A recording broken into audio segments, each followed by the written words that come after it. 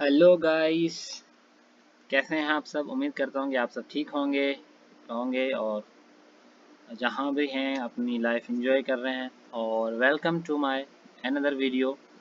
और this video is belong to another video. ये video एक लास्ट वीडियो उससे लिंक्ड करती है क्योंकि वो पार्ट फर्स्ट था और ये पार्ट सेकंड है। उस पार्ट में हमने पढ़ा था what is the use of apostrophe S. Apostrophe क्या है, किस तरह से इस्तेमाल करते हैं, तो हमने काफ़ी सारी इस पर बातें की थी, प्रैक्टिस भी की थी। और आप में से कुछ दोस्तों ने मुझे उसकी प्रैक्टिस में एक सेंटेंस थे वो भी मुझे व्हाट्सअप भी किए थे और कमेंट में भी शेयर किए थे। तो जितना आप प्रैक्टिस करेंगे उस चीज़ को, अपोस्ट्रोफी एस के सेंटेंस बनाएंगे, उतनी ही आपकी जो है वो इंग्लिश की बेसिक नॉलेज अपोस्ट्रोफी एस पे गिरी बहुत अच्छी होगी। तो जो लोग रह गए हैं, जो दोस्त रह गए हैं जिन्होंने अभी तक मुझे सेंटेंस बनाकर नहीं दिखाएं, तो वो भी बनाएं और मुझे शेयर करें, मुझे बताएं। मैं जाके मुझे पता चले कि जो मैं आपको सिखा रहा हूँ या समझा रहा हूँ क्या वो आप सही तरह से समझ पा रहे हैं या नहीं समझ पा रहे हैं। आज हम उसी पार्ट को हम कंटिन्यू करेंगे क्योंकि लास्ट में हमने अपोस्ट्रोफी एस पढ़ा था। आज हम जो है उसके थोड़े से और पार्ट्स पढ़ेंगे ना अपोस्ट्रोफी एस के। क्या अपोस्ट्रोफी एस है? हमने सिंगल वहाँ पर पढ़ा था 3 टाइप्स ना, कि एक रिलेशन होता है, एक ओनरशिप और आप एक लिंक बताते हैं। आज हम इसके कुछ और फंक्शंस पढ़ेंगे। तो let's start. The first function is the as the apostrophe s as contraction to indicate और मोर लेटर्स वाज ड्रॉप, मतलब कुछ इंडिकेट किया जाता है पर कुछ लेटर ड्रॉप करके। जैसे हम शॉर्टकट यहाँ उसकी हम जो कंट्रैक्ट्स बनाते हैं ना, जो शॉर्ट करते हैं, जैसे इंग्लिश में आप जुमले बनाते हैं कि ही डिड नॉट पर he didn't, he is not पर ही इजंट। ये क्या है? ये आपकी कंट्रैक्शन है क्योंकि आप उसमें लेटर ड्रॉप कर रहे हैं। सपोज हम एग्जांपल देखते हैं कि इट इज। अब हम वहां पर दो तरह से इट लिखते हैं कि एक इट्स को अपोस्ट्रोफी एस के साथ लिखते हैं तो इट्स माय, ये मेरा है। देखो आप इट इज माय सेंटेंस बोलें तो भी करेक्ट है, इट्स माय बोलें तो भी करेक्ट है। और ये इट्स जो आपके सामने स्क्रीन पे नजर आ रहा है दोनों सेम है। अपोस्ट्रोफी एस के लगाए या खाली एस आई टी एस लिखें तो भी आप करेक्ट कर सकते हैं। अच्छा, उस पे ही इज तो आप उसको भी आप कर सकते हैं ही बस। तो आपका कॉन्सेप्ट वहां पे क्लियर होता जाएगा कि हाँ अपोस्ट्रोफी एस ये ड्रॉप कर रहे हैं। अच्छा, यहाँ पर आगे आप देखेंगे दे आर। तो आपने देखा कि ए जो है यहाँ पे ड्रॉप किया गया है, सिर्फ दे आर लिखा है। अगर हम इसी सेंटेंस को वी आर करें तो वैसे जहाँ पर दे लिखा है वहाँ पे आपने सिर्फ वी लिखना है, तो आपका सेंटेंस वही रहेगा। और एक और एग्जांपल आपके सामने आ गया है would have.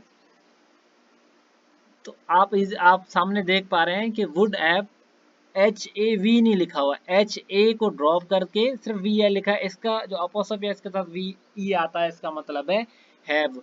Would have, could have, must have, should have, जितने भी आप आगे हैव लगाएंगे तो हैव का क्या है कि आपने एच ए वी 4 लेटर नहीं लगाने हैं, सिर्फ अपोस्ट्रोफी एस के सिंबल वाले के साथ आपने वी लगाना है।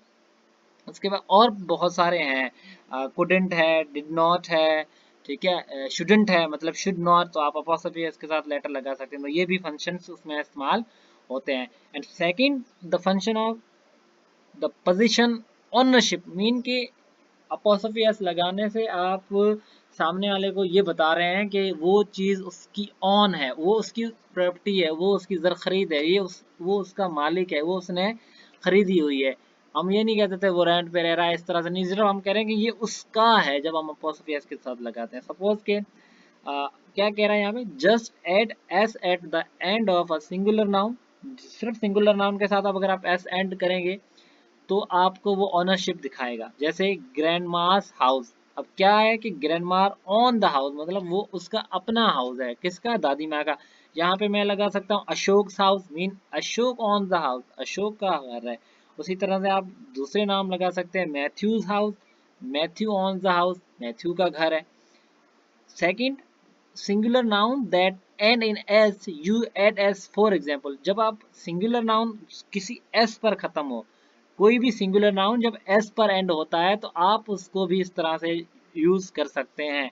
जैसे द एक्ट्रेस नाउन आपने सुना होगा, एक्ट्रेस मीन अदाकारा, फीमेल कोई हो। एक्टर हम कहते हैं मेल को, जो मेल होता है या जो अदाकार होता है, और अदाकारा हम उसे कहते हैं जो फीमेल होती है। तो द एक्ट्रेस रोल, किसका? अदाकारा का किरदार। तो अदाकारा का, तो वहां पर 3 एस आ रहे तो हम अपोस्ट्रोफी एस के बीच में लगा। और एक और है Miss Louis cat, Miss Louis की बिल्ली। तो ये इस तरह से आप इस्तेमाल कर सकते हैं। नए third one is plural noun. Plural noun क्या होता है कि आप उसको डबल एस नहीं लगाते, सिर्फ उसको सिंगल एस के या अपोस्ट्रोफी एस के साथ भी आप उसको इस्तेमाल कर सकते हैं। सपोज के only add apostrophe S symbol, जो हम सिंबल यूज करते हैं, जस्ट द अपोस्ट्रोफी सिंबल लिखा हुआ है ब्रैकेट में, टू अ प्लूरल नाउन। सिर्फ उसको आपने प्लूरल नाउन करने के लिए ही यूज कर देना है, ताकि आपको पता चल जाएगा कि वो आपका प्लूरल नाउन्स है या सिंगुलर है। Suppose my sisters books. अब यहाँ पर क्या आ रहा है कि दो आपके अंग आ रहे हैं ना, क्योंकि देखो सिस्टर्स हम लगा रहे हैं तो वो प्लूरल है, मतलब सिस्टर एक और सिस्टर्स मीन ज्यादा।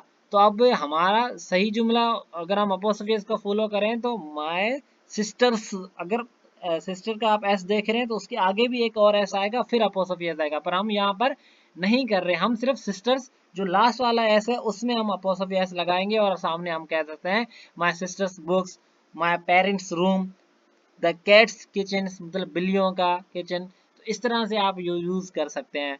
समझ पा रहे हैं कि मैं क्या कर रहा हूँ, कि जब भी आपका कोई ऐसा प्लूरल नाउन जो एस पर खत्म हो या सिंगुलर नाउन जो एस पर खत्म हो, तो उसको आपने डबल अपोस्ट्रोफी एस नहीं लगानी। मतलब एक तो उसका एस जो आपका लास्ट एंड हो रहा है और एक अपोस्ट्रोफी एस वाला आपने नहीं लगाना। आपने क्या करना है, सिर्फ जो लास्ट वाला एस है उसके सामने अपोस्ट्रोफी एस का सिंबल लगाना है। तो समझने वाले समझेंगे कि my sisters books, my parents home, the kittens,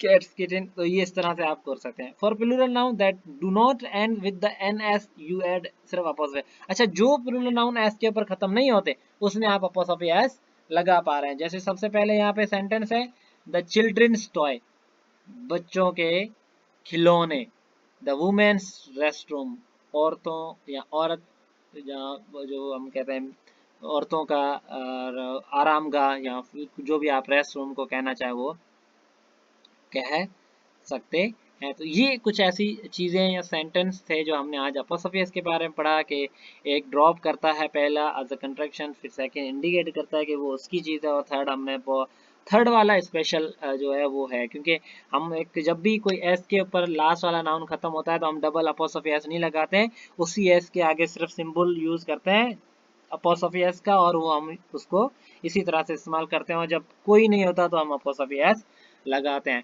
शुक्रिया for watching this video, thank you.